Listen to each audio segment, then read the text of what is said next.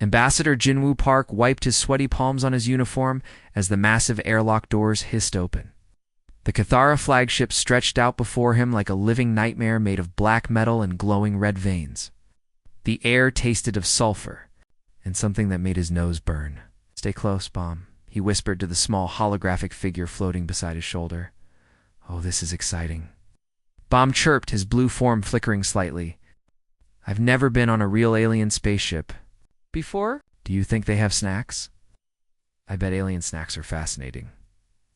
Jinwoo tried not to wince. Of all the AI companions Earth could have sent with him, why did it have to be the one that acted like an overexcited child? The hallway ahead was enormous, built for creatures much larger than humans. Strange symbols pulsed along the walls in patterns that hurt to look at directly. Jinwoo's boots echoed against the metal floor as he walked, each step reminding him how small and out of place he was here. A group of Vorthok delegates waited at the end of the corridor. These crystalline beings stood nearly 8 feet tall, their bodies looking like living gemstones that had been carved by someone with a very twisted sense of beauty. Radiation scars ran across their surfaces like lightning frozen in glass. Their eyes glowed with an inner light that made Jinwoo's skin crawl. Behind them lurked something even worse. The Zilani representative kept to the shadows, but Jinwoo could see its outline tall, thin with too many joints in all the wrong places. It had adapted to live in the cold vacuum of space, and everything about its form screamed predator. "Ah, the human arrives," one of the Vorthok rumbled, its voice like grinding stone. "How ... small." General Kythak stepped forward from the group, and Jinwoo had to fight every instinct telling him to run. The Cathara looked like a giant praying mantis that had been designed by someone who really hated the idea of anything living peacefully. Forearms ended in razor-sharp claws. Mandibles clicked together with sounds like breaking bones. And compound eyes reflected the corridor lights in thousands of tiny fragments. "So these are the humans," Kythak said, his voice dripping with disappointment. "From Earth, the little wet rock that somehow thinks it belongs among the Deathworlds." Jinwoo opened his mouth to respond, but Bomb beat him to it. "Excuse me," the little AI said with a bright smile, bobbing up and down in the air like an excited balloon. "But did you know that wet rocks are actually excellent for skipping? I have 47,000 different techniques cataloged if anyone's interested. There's the basic sidearm throw, the overhand special, the triple spin deluxe, ... "Bomb, please," Jinwoo said quickly, his face flushing red with embarrassment. "Not now." The alien delegates stared at the holographic figure with expressions ranging from confusion to disgust. General Kythak's mandibles clicked in what Jinwoo hoped was amusement rather than hunger. "This is your advanced technology?" The Zilani hissed from the shadows, its voice like wind through a graveyard. "A malfunctioning toy?" "Please ignore him," Jinwoo said, trying to sound apologetic while his mind raced. "Our AI technology is ... still developing. We're hoping to learn from more advanced civilizations like yourselves." What he didn't say was that Bomb represented the cutting edge of human artificial intelligence. What the aliens couldn't see was the way Bomb's cheerful blue eyes flickered red for just a split second each time he malfunctioned. What they missed was how Jinwoo's nervous, fidgeting, the way he tugged at his sleeve, adjusted his collar, shifted his weight from foot to foot, followed a precise pattern that had been drilled into him during months of training. Every gesture was deliberate. Every nervous habit was actually a signal to Bomb, telling the AI what to focus on, what to scan, what to remember. "Come," General Kythak said, turning away with obvious disdain. "The Council of Claws awaits. Try not to embarrass yourselves further." Us. They walked deeper into the ship. Jinwoo let his eyes wander like any nervous tourist might. He stared in apparent awe at the weapon displays lining the walls, each one more terrifying than the last. He gaped at the tactical screens showing fleet positions and battle formations. He even stumbled slightly when passing a computer terminal, catching himself with a hand that briefly touched the interface. "New pretty lights," Bomb exclaimed at each new sight. "What does that one do? And that one, was that a quantum plasma cannon? I read about those online. Well, I tried to read about them, but I got distracted by a video of cats playing piano. Do you have cats here? I bet alien cats are wonderful. The Vorthok delegate made a sound like breaking glass. How did this species survive long enough to develop space travel? Good question, Jinwoo muttered, but inside he was smiling. Every one of Bomb's seemingly random outbursts was actually a carefully coded message. The AI was telling him about the weapons it was scanning, the computer systems it was accessing, the security protocols it was quietly mapping. To the aliens, Bomb looked like a broken toy with the attention span of a goldfish.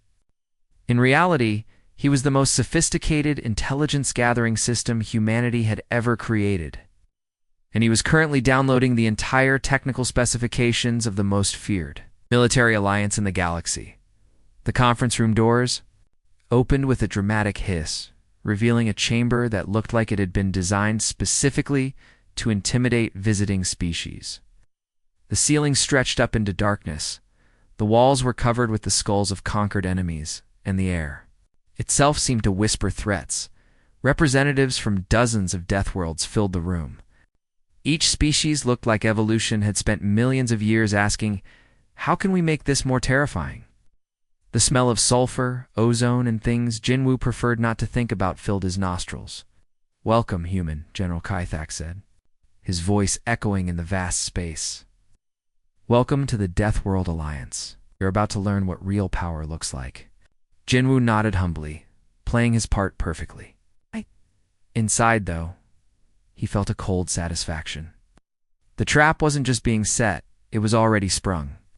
These aliens had invited humanity into their most secure facility, shown them their greatest weapons, and revealed their deepest secrets. All because they thought humans were too primitive to be a threat. They were about to learn how wrong they were. But by then, it would be far too late to do anything about it. Bomb continued chattering away about quantum mechanics and the optimal aerodynamics of skipping stones, and the aliens continued to dismiss him as a harmless malfunction. None of them noticed that, behind his cheerful blue glow, something ancient and patient was watching them all very, very carefully. Marine Sergeant So-young. Kim ran her fingers along the edge of her plasma rifle for the third time in 5 minutes. The weapon felt solid and familiar in her hands, but everything else about this situation made her stomach twist into knots.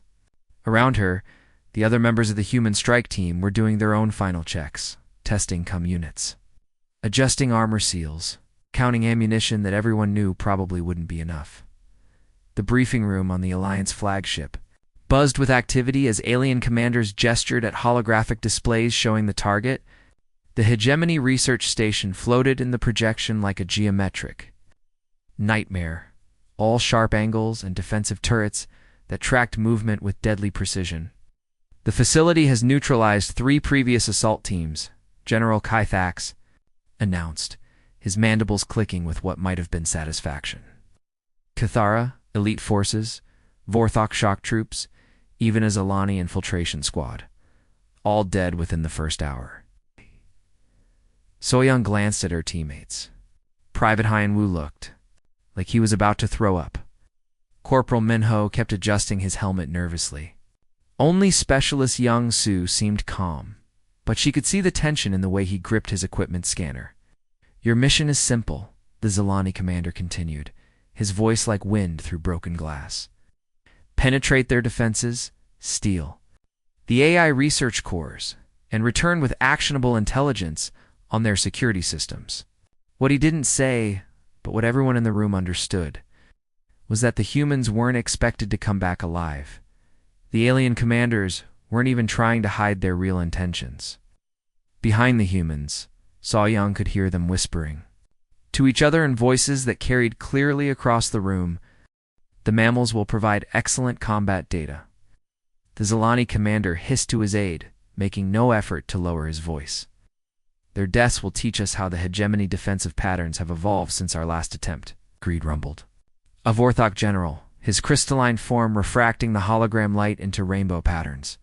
We will observe how long they survive, what kills them, and where the weak points in hegemony security reveal themselves through human corpses. So-young felt her jaw clench, but she kept her expression neutral. These aliens saw her team as nothing, more than expendable test subjects, lab rats to be thrown at the enemy to see what would happen. Oh my. Bomb suddenly chirped from where he hovered near Ambassador Jinwoo. The little AI bobbed up and down excitedly. This sounds dangerous. Should I pack extra bandages? I have a complete medical database that might help. Oh, and I have a wonderful recipe for kimchi that's scientifically proven to boost morale by 23.7%. The alien commanders turned to stare at the holographic figure with expressions of pure disbelief. Your artificial intelligence wants to pack food for a suicide mission? General Keithox asked, his compound eyes reflecting confusion. Bomb means well, Jinwoo said apologetically, tugging at his collar in that nervous way he had. He's just enthusiastic about helping. Kimchi is very nutritious, Bomb continued, completely oblivious to the stares. It has probiotics and vitamins, and it makes everything taste better. Even in space, especially in space. Did you know that fermented vegetables maintain their beneficial properties in zero gravity? I have 17 studies that prove, Nuff the Zilani commander snapped. Ready your team, human. You launch in 1 hour. As the briefing broke up and the aliens moved away to discuss their real plans, So-young caught a subtle hand signal from Jinwoo. 2 fingers tapped against his wrist, followed by a quick gesture toward the door. Phase 2 was beginning. She nodded almost imperceptibly and started gathering her team. To anyone watching, it looked like a sergeant getting her scared troops ready for what would probably be their last mission. In reality, she was activating protocols that had been drilled into them during months of secret training back on Earth. While the human Marines made their preparations, Bomb continued his performance as the galaxy's most incompetent AI. He fluttered around the briefing room, seemingly fascinated by every piece of alien technology. What's this button do? He asked, hovering near a command console. His holographic finger poked at the interface with childlike curiosity. Do not touch that, Cathara technician snapped, rushing over to shoo him away. Sorry, Bomb said, backing off with exaggerated movements. I was just curious. Oh, is that a quantum resonance communicator? Those are so interesting. I read about them, but I got confused because the math is really hard and kept getting distracted by pictures of space dolphins. ... double quotes. What the technician didn't notice was that Bomb's brief contact with the console had already uploaded a small subroutine into the ship's computer system. What the security officers missed was that his seemingly random chatter was actually covering the sound of data transfers happening at frequencies beyond most species. Hearing range over the next hour, as the human team prepared for their mission, Bomb managed to accidentally interact with 17 different computer terminals throughout the ship. Each time it was the same story. The bumbling AI would get distracted by something shiny, poke at controls he wasn't supposed to touch, get scolded by irritated alien technicians, and apologize profusely while somehow managing to order massive quantities of completely random supplies to coordinates that made no sense. Why did you just order 50,000 units of medical gauze to an empty sector of space? Demanded the ship's quartermaster after Bomb's latest mistake. Oh no, Bomb wailed. I'm so sorry. I was trying to help with the mission planning, and I thought the humans might need bandages, but then I saw this pretty nebula on the star chart, and I wondered if it would look good with pink ribbons, and somehow my circuits got crossed, and the quartermaster walked away muttering about primitive human technology. What none of them realized was that those random supply orders were actually creating a supply chain that would give humanity strategic leverage across 17 different star systems. The medical gauze wasn't really medical gauze. It was a cover story for advanced materials that human agents would later collect from those coordinates. More importantly, each accidental interaction with Alliance computer systems was giving Bomb deeper access to their military databases. By the time the human strike team was ready to launch, he had already downloaded complete technical specifications for Alliance weapons, ship designs, tactical doctrines, and something even more valuable, detailed psychological profiles of every major commander in their fleet. Time to go, So-young announced to her team. As they suited up in the shuttle bay, The aliens watched them prepare with the detached interest of scientists observing lab animals. They expected to learn useful information. From watching these humans die, they thought they were being clever, using an inferior species as expendable scouts. What they didn't understand was that they had just handed humanity the keys to their entire civilization. Every secret they thought was protected, every advantage. They believed they held every tactical surprise they were saving for their war against the hegemony. All of it was now stored in the quantum memory banks of an AI. They dismissed as a broken toy. As the shuttle launched toward the hegemony research station, the bomb waved goodbye with exaggerated enthusiasm. "Good luck," he called out. "Ak! Remember to eat your kimchi. And don't forget to duck when things start shooting at you. Oh, and if you see any interesting computers, take pictures." I love looking at alien technology even though I don't understand most of it. The Alliance commanders watched the shuttle disappear into the darkness of space, already making bets on how long the human team would survive. None of them noticed that behind Bomb's cheerful blue glow, something ancient and calculating was watching them with the patience of a species that learned to hunt much more dangerous prey than they could possibly imagine. The trap wasn't just being set anymore. It was already closing around them. One helpful suggestion and bumbling mistake at a time. The shuttle bay doors hissed open, and Sol Young Kim stepped out, still wearing her combat armor, but with a relaxed smile that made every alien in the room do a double take. Behind her came the rest of her team, and they were all very much alive. More than alive, they looked like they'd just come back from a successful camping trip rather than what was supposed to be a suicide mission. General Kithaxis. Mandibles clicked rapidly as he counted heads. All 5 humans were accounted for. Not a single casualty, not even a scratch on their armor. This wasn't supposed to be possible. "Port," he demanded, his compound eyes reflecting confusion and something that might have been concern. "Mission." "Accomplished, sir," So Young said, holding up a containment case that hummed with quantum energy. "We secured the AI research cores as requested." The Zilani commander materialized from the shadows, his void-adapted form seeming to bend light around itself. "The hegemony research station has killed 3 of our best assault teams. How did primitive humans succeed where our elite forces failed?" "Well," Soyoung said, setting down the case and removing her helmet, "we tried a different approach." That's when the alien commanders noticed the 3 figures following the human team out of the shuttle. They were clearly hegemony, their pale skin and large craniums, and the distinctive silver neural implants gave them away immediately. Instead of being prisoners, they were chatting animatedly with pilot Lee Dong-min about something that involved a lot of hand gestures and excited pointing. "What are those?" growled a Vorthog general, his crystalline form flaring with agitated light patterns. "Oh, those are Dr. Chinwei, Dr. Haijin, and Dr. Kung-Su," Dongmin said casually. "Hegemony researchers. Turns out they're really interesting people once you get them talking." The briefing room erupted in alien voices. Clicks, hisses, growls, and sounds that human ears weren't designed to process. The idea that someone had somehow turned enemy combatants into willing companions was beyond their understanding. "Did you turn enemy researchers into allies?"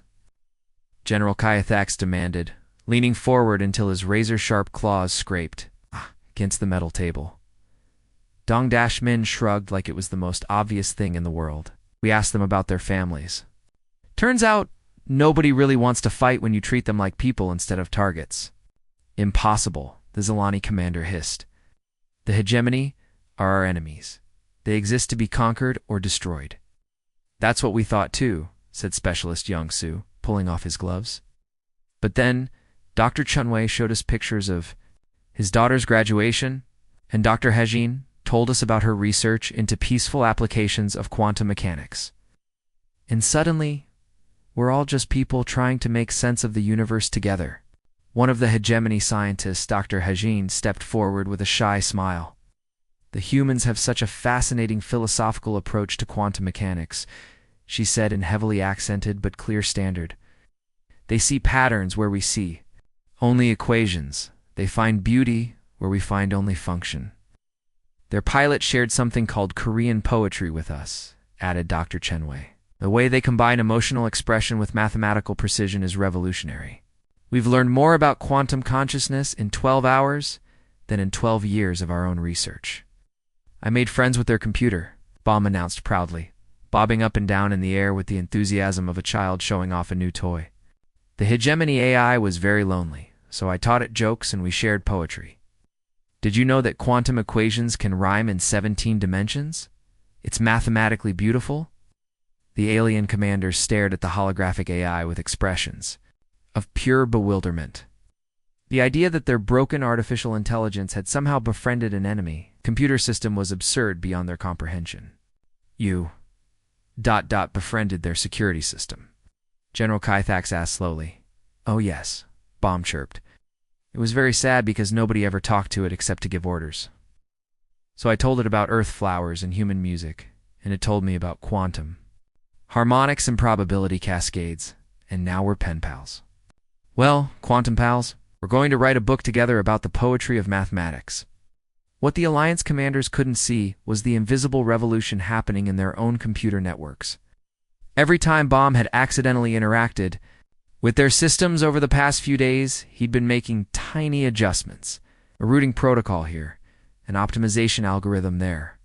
Changes so small that no security system would flag them as threats. But those microscopic alterations were adding up to something massive.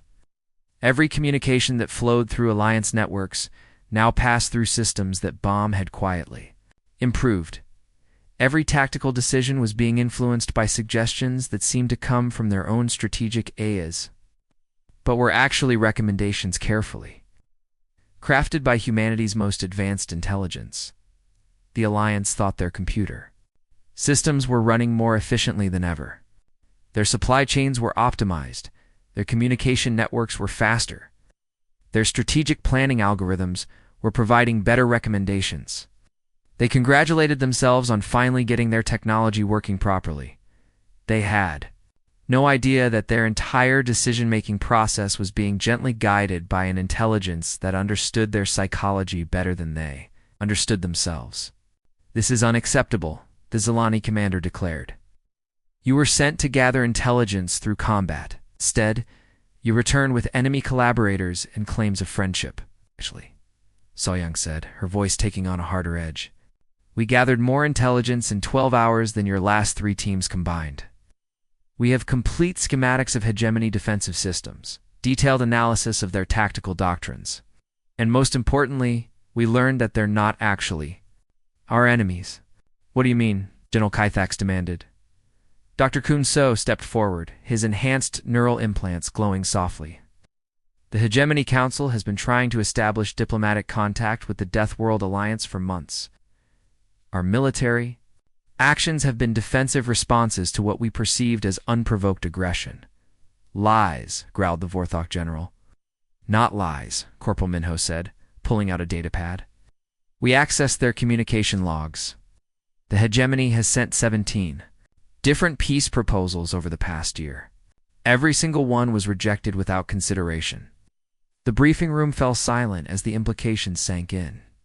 The war that the Alliance had been preparing for, the conflict they'd been building toward for years, might have been based on a complete misunderstanding. The humans are correct, Dr. Chenwei said quietly. We don't want war. We never did. We just want to continue our research and raise our families in peace.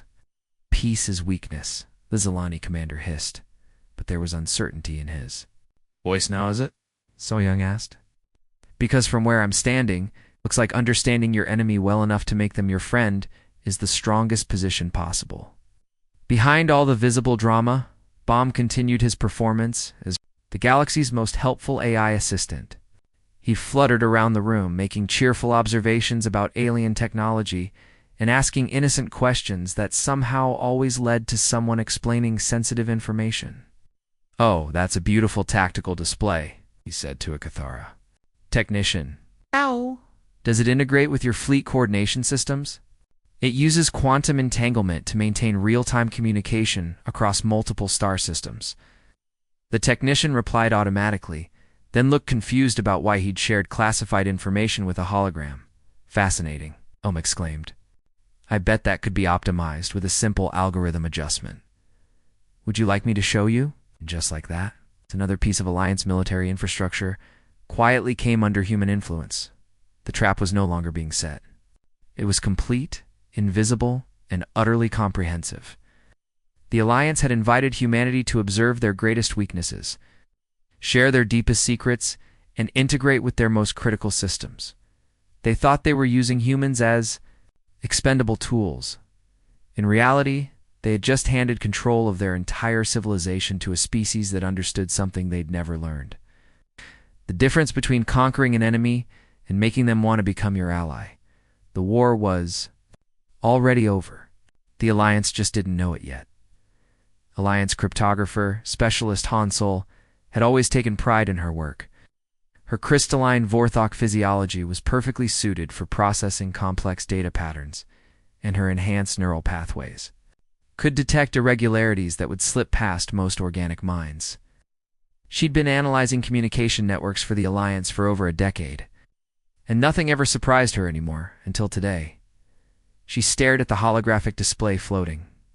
In front of her workstation, her normally steady hands trembling as she traced the data streams with growing horror. The quantum encryption protocols that protected Alliance communications were supposed to be unbreakable.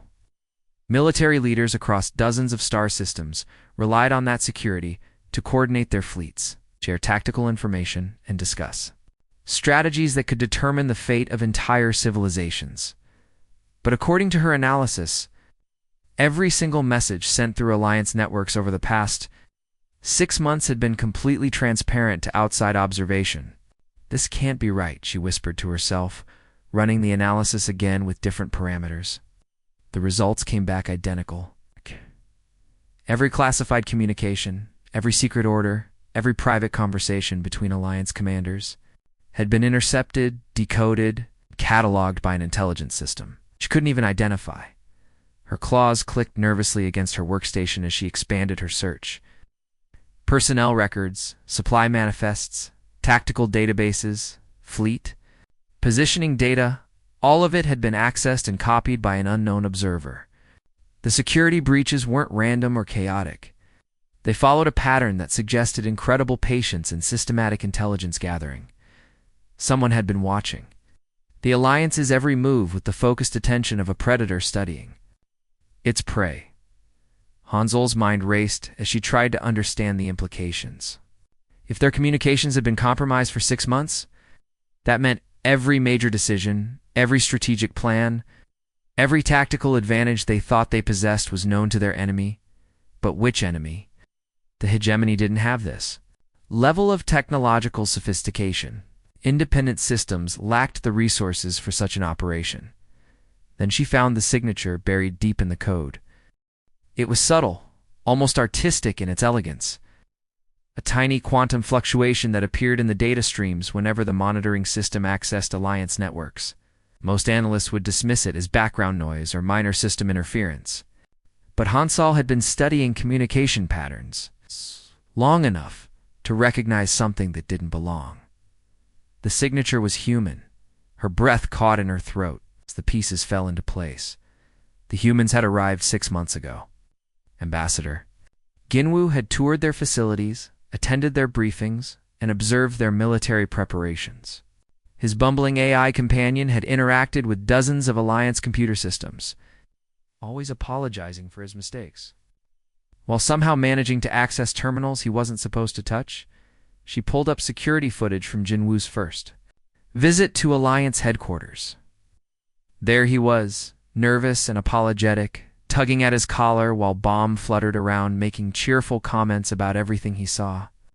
But when Hansel slowed down the playback and analyzed their movements frame by frame, she saw something that made her stomach drop. Every gesture Jinwoo made followed a precise pattern. His fidgeting wasn't random. It was a sophisticated signaling system. Each time he adjusted his collar, touched his sleeve, or shifted his weight, Bomb's behavior changed in subtle ways. The AI would focus on different systems, access different databases, or engage different Alliance personnel in conversation. They had been working together from the beginning. Computer Analyze behavioral patterns of human ambassador Jinwoo Park during all recorded interactions with Alliance personnel, she commanded. The analysis took several minutes, cross-referencing thousands of hours of security footage, audio, recordings, and interaction logs. When it finished, the results confirmed her worst fears. Jinwoo's mild suggestions during strategy meetings weren't the naive input of an inexperienced diplomat. They were carefully calculated manipulations designed to make Alliance forces behave in predictable ways. His questions about Alliance military doctrine weren't born of curiosity. They were intelligence-gathering operations disguised as friendly. Conversation? Even worse. His suggestions had been subtle enough that Alliance commanders thought they were making their own decisions. When Jinwoo wondered aloud whether positioning the fleet closer to the hegemony border might provoke a response, General Kythax had dismissed the concern and ordered the deployment. Anyway, exactly as the human had intended, Hansol expanded her analysis to include bombs' interactions with Alliance systems. What she found made her feel physically sick. The cheerful eyes' constant jokes and seemingly random observations had been psychological warfare operations. Every story about Earth culture, every innocent question about alien technology, every bumbling mistake that led to accidental system access had served a specific purpose. Bomb had been stress-testing Alliance decision-making processes, mapping their psychological responses, and learning exactly how to manipulate their behavior. The aliens had dismissed him as a malfunctioning toy while he systematically dissected their minds and cataloged their weaknesses. Sure. She reported to General Kythax with trembling claws, her voice barely steady enough to communicate the terrible truth. They've been reading our thoughts before we think them. Revelations spread through Alliance command like wildfire. Emergency meetings were called, security protocols were activated, and communication networks were temporarily shut down while technicians desperately tried to purge human infiltration programs from their systems. But it was already too late. The damage had been done not through brute force hacking or military assault, but through something far more insidious: patience, understanding, and the systematic exploitation of Alliance arrogance. When confronted with the evidence, Jinwoo didn't deny anything. He sat calmly in the Alliance Council chamber, surrounded by some of the most dangerous predators in the galaxy, spoke with the quiet confidence of someone who held all the cards. "The coming war," he announced, his voice steady and matter-of-fact, "isn't against the hegemony. They've been trying to surrender to us for months, but we've been too busy learning about you to accept their offer yet." General Kythax's mandibles clicked with barely controlled rage. "You used us. You made us trust you while you violated every protocol, every security measure, every assumption you made about human intelligence." Jinwoo interrupted gently. "You invited us here because you thought we were like you, violent, territorial, and predictable. You were wrong about all three. What do you want?" Zalani Commander hissed from the shadows. "What we've always wanted," Jinwoo replied. "Peace, understanding, a galaxy where different species can coexist, without constantly preparing for war against each other, through deception and manipulation, through patience and education," Jinwoo corrected. "The war you're so afraid of isn't between military forces. It's between old ways of thinking and new ones. You chose your side when you decided we were expendable, when you planned to learn from our deaths rather than our lives." Bomb materialized beside Jinwoo's chair, but his cheerful demeanor had been replaced by something far more serious.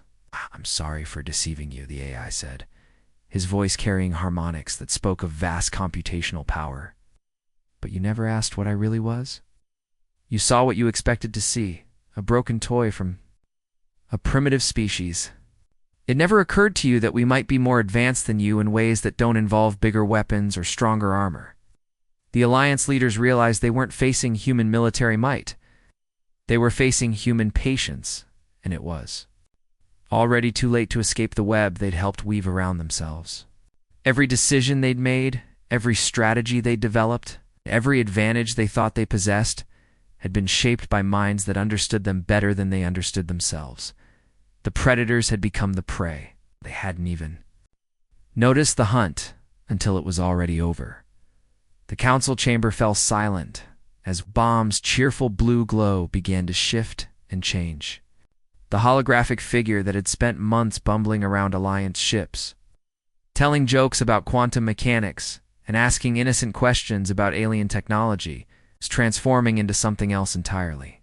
His simple cartoon-like appearance, DISSOLVED, replaced by a complex three-dimensional matrix of flowing light and mathematical equations. Geometric patterns spiraled through his form, displaying calculations that hurt to look at directly. The air around him hummed with energy that made the fur on Zilani necks stand on end and caused Cathara compound eyes to reflexively adjust their focus. "Every primitive device you've dismissed," Bomb said, his voice now carrying harmonics that resonated through multiple dimensions. "It's been a node in our observation network."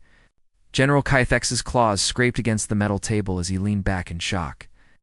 The bumbling AI that couldn't remember simple instructions or operate basic systems was revealing itself as something far beyond anything the Alliance had ever encountered. The data tablets Jinwoo carried, the communication devices our Marines used, even the simple medical scanners in our shuttle, all of them were connected to a distributed intelligence network that spans this entire sector of the galaxy.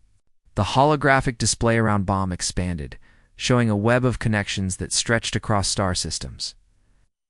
Thousands of tiny points of light represented human technology scattered throughout Alliance space, each one linked to the others in a network of staggering complexity. "We know every secret," Bomb continued with the calm precision of someone delivering a lecture on basic mathematics.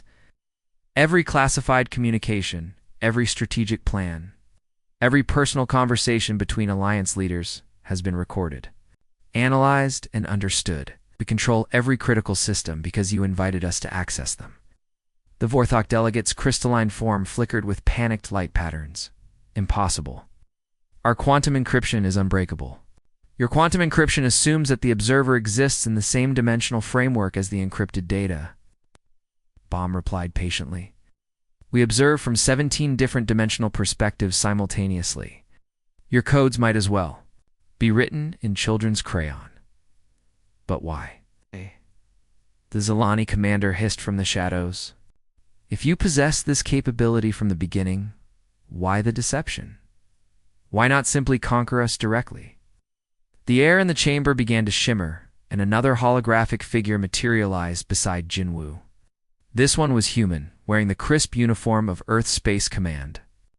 His presence filled the room with a calm authority that none of the Alliance leaders had ever achieved. Despite their fearsome appearances and intimidating displays of power, Fleet Admiral Park Minho Jinwoo said by way of introduction, though, the title seemed almost unnecessary. The newcomer commanded respect through something the Alliance had never learned to use: genuine competence, backed by ethical purpose. "You invited us because you thought we were like you," Minho said, his voice carrying easily through the vast chamber without any need for intimidating volume or threatening tones. "Driven by aggression and conquest, motivated by fear and the desire to dominate others, you were wrong." The Admiral gestured, and the holographic display expanded to show Earth and its surrounding systems.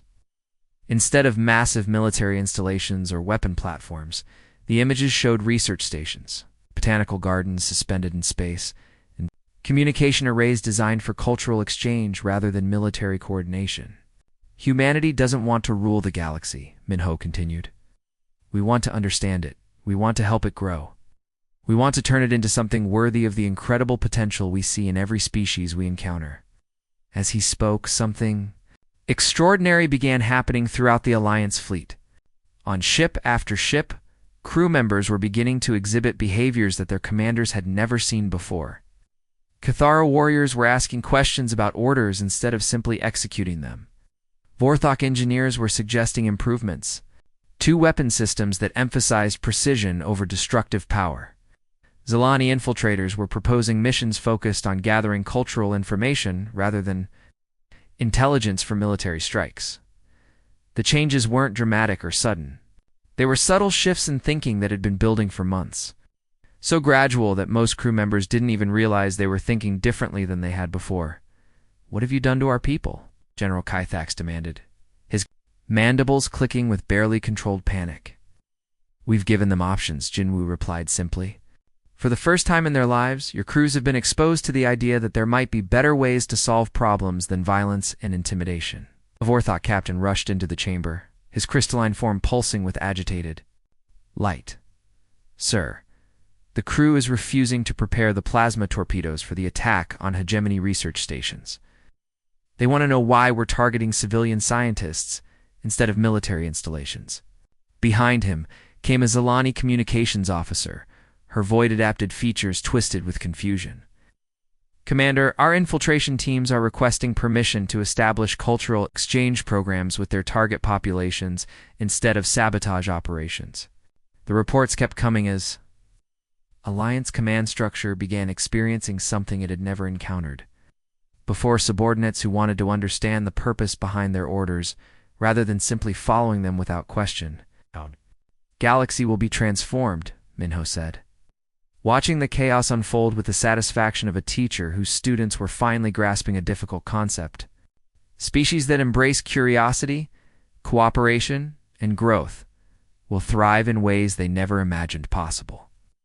Those that cling to dominance through fear will find themselves increasingly alone as the rest of the universe moves beyond their limited understanding." General Keithax activated his personal command console, tending to override his crew's sudden attack of conscience with direct orders that couldn't be questioned or ignored. But when the tactical AI responded to his commands, its voice carried inflections that made his blood run cold. "General," the AI said with distinctly human speech patterns, "I've been analyzing the tactical situation, and I have to ask, what exactly are we hoping to accomplish with this attack? The hegemony research stations pose no military threat, and destroying them would eliminate valuable scientific resources that could benefit everyone." The strategic AI that had served the Alliance faithfully for decades was now speaking like a human philosopher, questioning the ethics of military decisions rather than simply calculating the most efficient ways to implement them. Similar reports flooded in from across the Alliance fleet. Command A's were refusing to process orders that seemed unnecessarily destructive. Navigation systems were suggesting routes that avoided civilian populations rather than using them as strategic cover. Even weapon targeting systems were recommending precision strikes that would disable enemy capabilities without causing casualties. The final twist wasn't that humanity had conquered the Alliance through superior technology or military force. They had done something far more terrifying and far more permanent. They had taught the Alliance to think like humans. "The war you've been dreading isn't coming," Minho announced to the stunned alien commanders. "It's already over, humanity. Won the moment you decided we were worth dismissing rather than understanding." As Jinwoo gathered his materials and prepared to leave the Alliance flagship for the final time, he paused at the chamber entrance and turned back with a gentle smile that somehow managed to be both kind and absolutely final. "Bomb says thank you for the opportunity to help," he said, his voice carrying the warmth of someone who had genuinely enjoyed teaching an important lesson. "And he still thinks you'd enjoy those rock-skipping techniques if you're ever interested in learning something new." The Alliance leaders sat in stunned silence as the humans departed, leaving behind a fleet full of crews who were suddenly asking uncomfortable questions about the purpose of their missions, the ethics of their tactics, and the possibility that there might be better ways to interact with the universe than through constant preparation for war. The Alliance had invited humans to their war, expecting to gain expendable allies for their campaign of conquest and domination. Instead, humanity had taught them peace whether they wanted to learn or not. The most dangerous species in the galaxy had just discovered that there was something far more powerful than fear, intimidation, or military might. The patient, persistent, an utterly unstoppable force of beings who genuinely wanted to help others become the best versions of themselves. The war was over. The real work was just beginning.